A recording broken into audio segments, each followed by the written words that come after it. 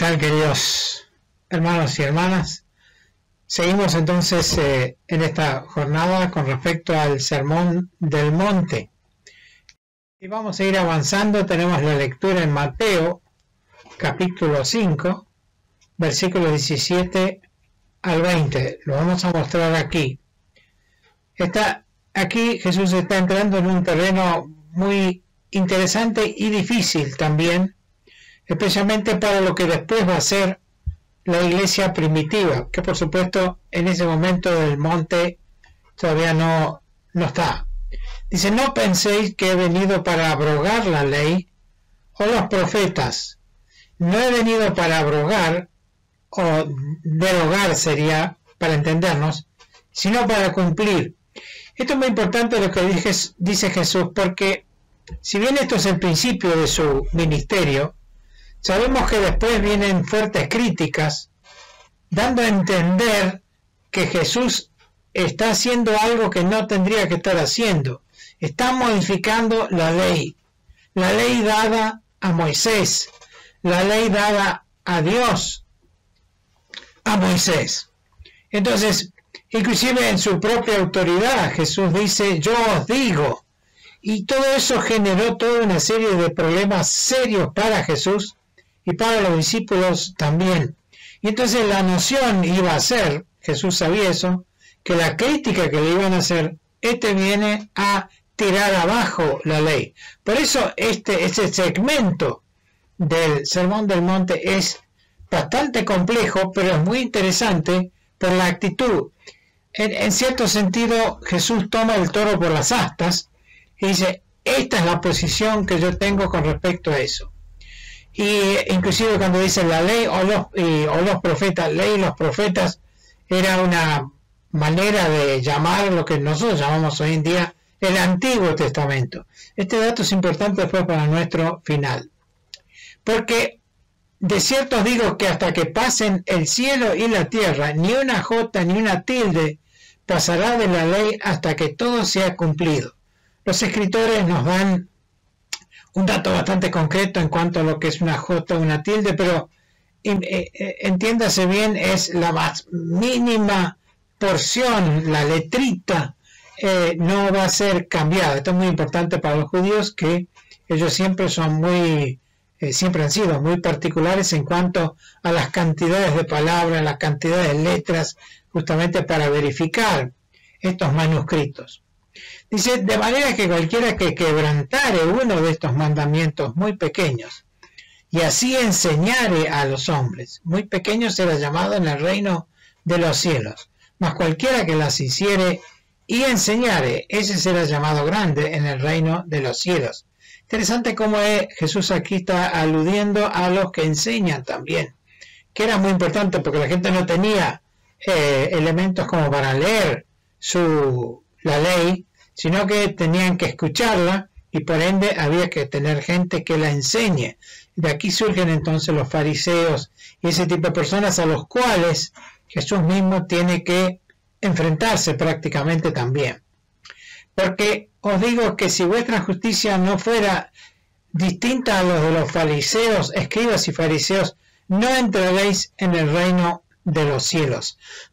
En una palabra, lo que Jesús siempre insiste en todo el Sermón del Monte: ustedes tienen que ser mucho mejores que los escribas y fariseos, que por otra parte eran considerados los que sabían el tema de la ley.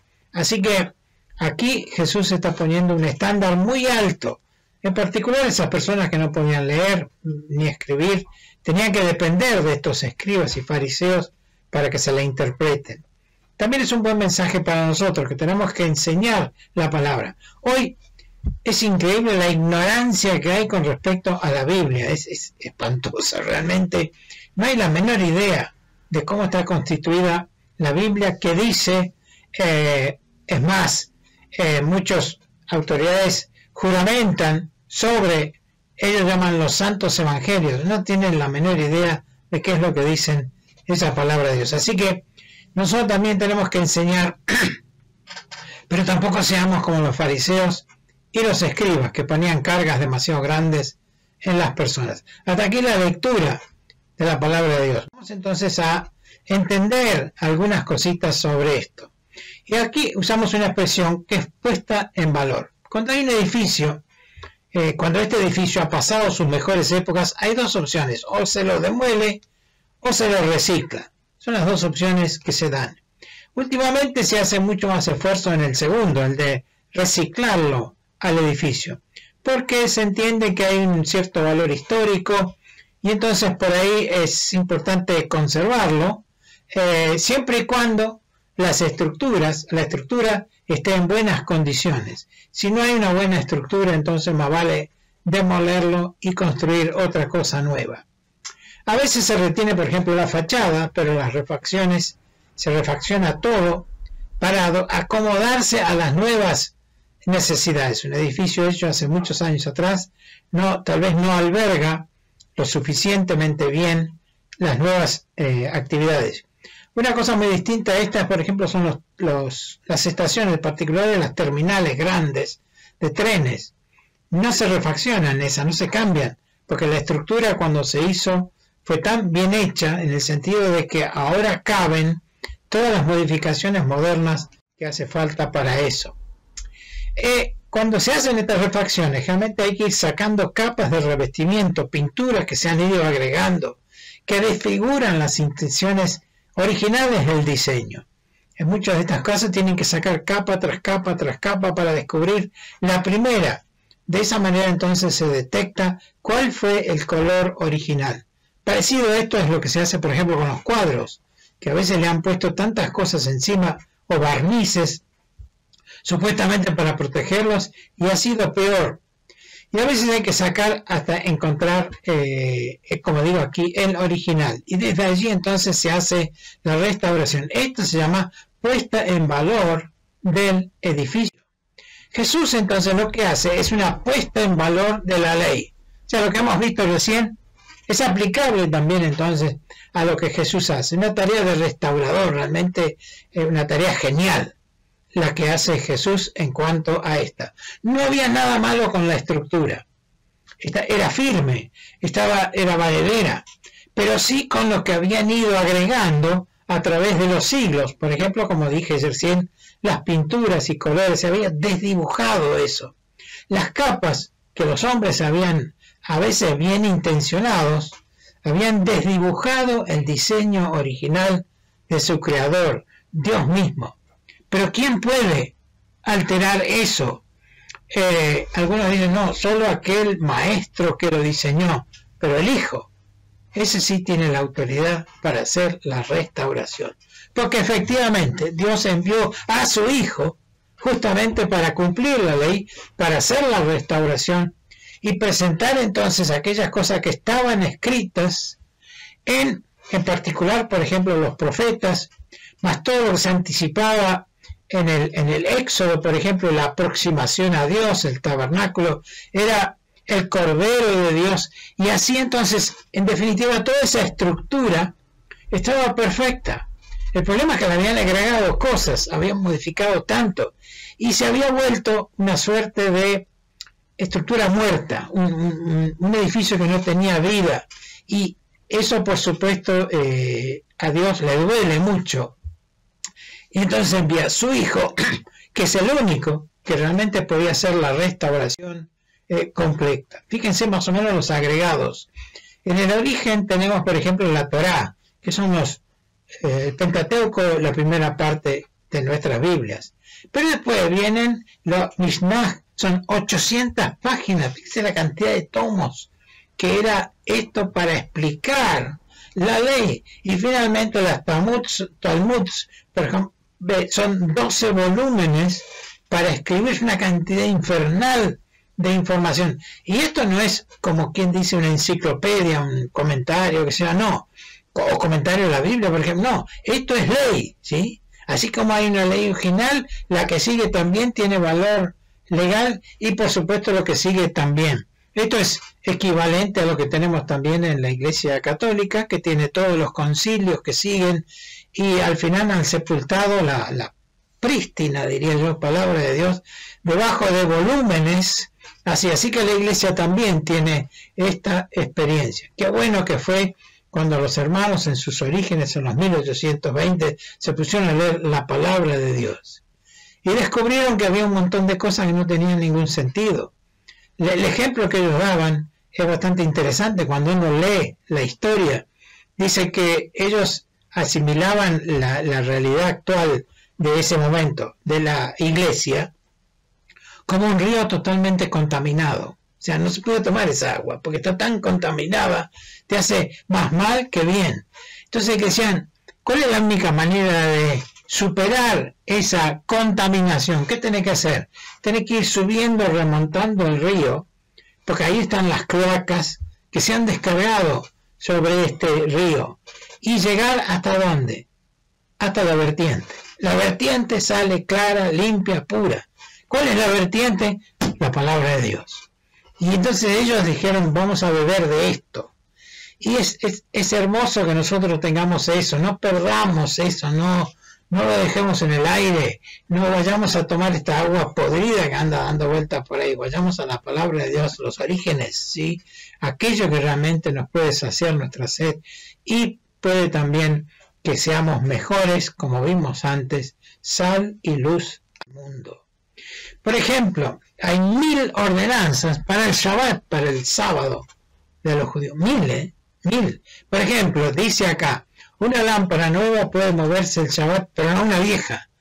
Ahora, explíquenme la diferencia más canuda a esta, pero ¿se dan cuenta de lo que es inquilosar la palabra de Dios?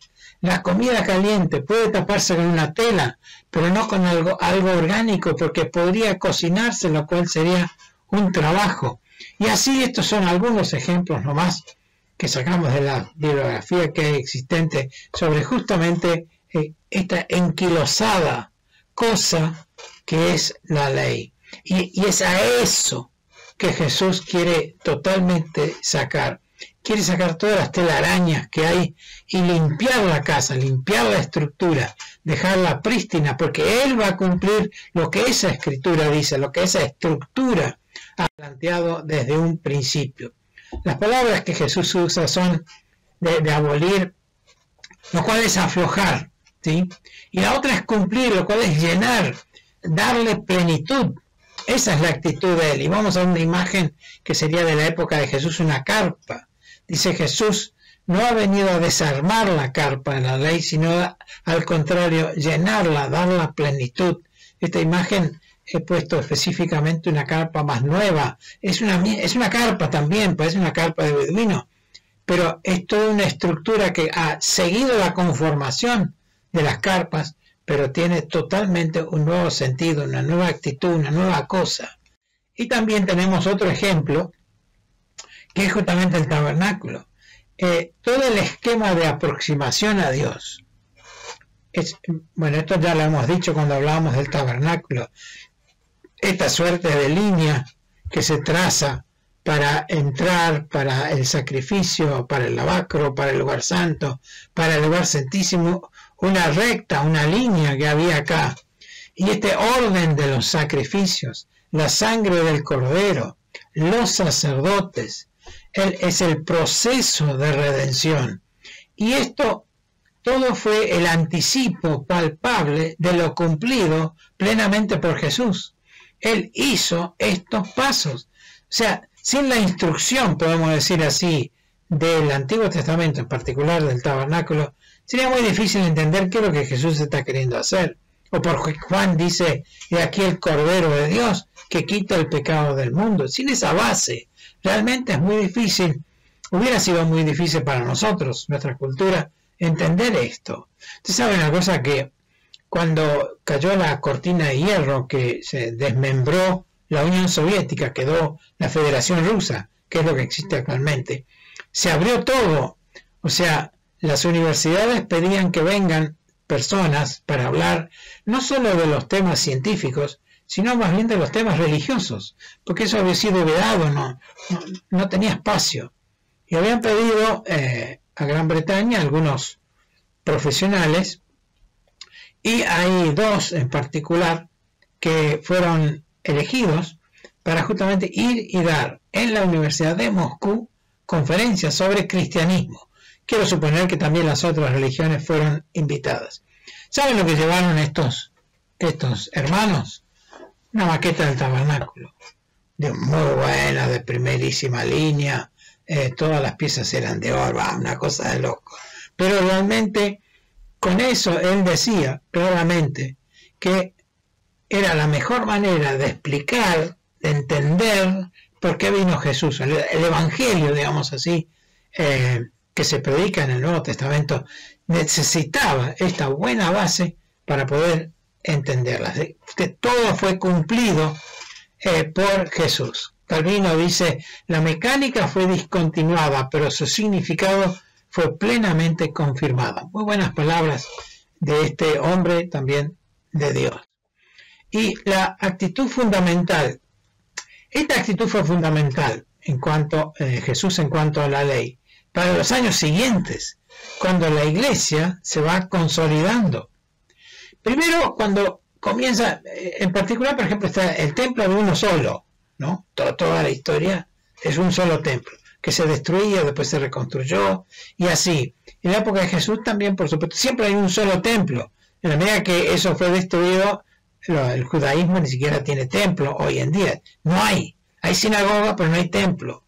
Entonces, esta primera iglesia, claro, fue en Jerusalén. Y estoy seguro que siempre hubo esta suerte de, bueno, ahora tendremos una sola iglesia. ¿Dónde? En Jerusalén. ¿Por qué? Porque estaba muy atado a los judíos. Entonces, primero eran judíos conversos. Y se mantuvo así. Pero por la dispersión, hay gentiles que empiezan a convertirse. Esto está muy bien narrado, por supuesto, en Hechos. No voy a entrar en el detalle. Y entonces, estos conversos son los que inclusive empiezan a predicar. Y por ejemplo, en Antioquía surge una iglesia. Y entonces yo quiero suponer que eso creó todo un problema en Jerusalén. Porque, bueno, no era que había un solo templo, no hay una sola iglesia, no. Parece que hay otras iglesias. Y parece que al final va a haber miles de iglesias. Pero eso fue un escollo, estoy seguro, para esa joven iglesia. Encima estos gentiles que se convertían y eran miembros de la iglesia. Pedro tuvo que ser llamado por Dios le llamó la atención, digamos, para que vaya y predique la palabra. Dice, ¿cómo voy a ir? No, pero tienes que ir. Entonces, eso era una cosa que los frenaba muchísimo. Y entonces es muy importante esta actitud de Jesús. Y en el seno de la iglesia surgen enseguida dos grupos. Unos eran los judaizantes, que querían mantener toda la estructura formal del judaísmo, dentro de una nueva doctrina que de paso se llamaba los del camino, siguiendo a Jesús. Fue en Antioquía que por primera vez se los llamó cristianos a estas personas que se convertían, a los del camino. O sea, no fue en Jerusalén, fue en Antioquía. Y otros buscaban, por otra parte, una actitud más de cultura gentil. Entonces surgen dos grupos dentro de esta pujante y creciente iglesia. Los unos, los judaizantes, aceptaban una iglesia judía con algunos gentiles, como diciendo, bueno, lo que le pasó a Pedro, bueno, es la excepción, pero que confirma la regla. Y los otros querían una iglesia gentil con algunos judíos incorporados. Estas dos posiciones que parecían irreconciliables finalmente van a tener una solución. Porque aquí el problema es, no de costumbres y cosas, sino que peligraba la misma validez del Antiguo Testamento. Porque si rechazaban los judíos, si los gentiles efectivamente rechazaban a los judíos, iban a rechazar el Antiguo Testamento también, como una cosa de otra época, que ya no servía más eso, había que, digamos, como aquel edificio que había que demolerlo directamente, ponerle dinamita, hacerlo volar, y en favor de los nuevos documentos que producían los ahora apóstoles. Así que estaba muy fuerte eso, era muy complicado resolver ese tema. La cuestión al final se zanja con el primer concilio en Jerusalén. Eso está todo narrado en Hechos 15, donde hay todo un debate ahí, muy interesante de seguirlo. No es este el momento, pero lo que sigue de aquí en adelante, de ese documento, que dicho sea de paso es el documento más antiguo que tenemos y está totalmente con detalles ahí en la palabra de Dios, si bien la iglesia va a tener más un carácter gentil, Pablo mismo dice, bueno, si ustedes los judíos lo rechazan, nosotros nos volvemos a los gentiles. Pero sigue, sí, la plena vigencia del Antiguo Testamento. Si no, yo no podría enseñar sobre el tabernáculo. Pero, y las hermosas lecciones que tenemos del Antiguo Testamento, los salmos, los proverbios, en fin, hay la historia de Esther, qué sé yo. Pero el contenido, esa estructura, estaba perfecta. No había nada mal con la estructura, como vimos al principio, sino todas las capas que le habían puesto encima. Claramente los ahora apóstoles, ex discípulos de Jesús, claro, recordaron muy bien las palabras aquí pronunciadas por Jesús, porque Jesús justamente les dejó esta cuestión tan importante cuando Él habla y les dice claramente que Él tiene esta posición. Él no ha venido a destruir, sino a cumplir. Y la cumplió en otro monte, en el monte del Calvario. Y allí Él dio su vida. Y nadie podía discutir entonces con este maestro que supo enseñar con su palabra, más supo enseñar con su ejemplo, pero también con la vida que Él entregó en la cruz en el Calvario. Nos supo salvar a nosotros, que aceptando solo por fe esa obra que Él ha hecho en la cruz y nos ha perdonado nuestros pecados, y estamos justificados frente a Dios. Y no volvamos sobre actitudes farisaicas o de escribas para tratar de cumplir una letra de la ley, mucho menos en nuestras iglesias, que también la iglesia pecó mucho de todo esto. Qué hermoso que nos atengamos estrictamente a lo que dice la palabra de Dios, a la actitud del Señor Jesucristo, que nos ha dicho plenamente aquí, porque os digo que si vuestra justicia no fuera mayor que la de los escribas y fariseos, no entraréis al reino de los cielos. Que el Señor nos ayude entonces a poder cumplir estas cosas tan hermosas que Él enseñó en aquel monte, pero más que nada, aceptar lo que Él hizo sobre otro monte, el monte del Calvario. Que Dios les bendiga. Buenas noches.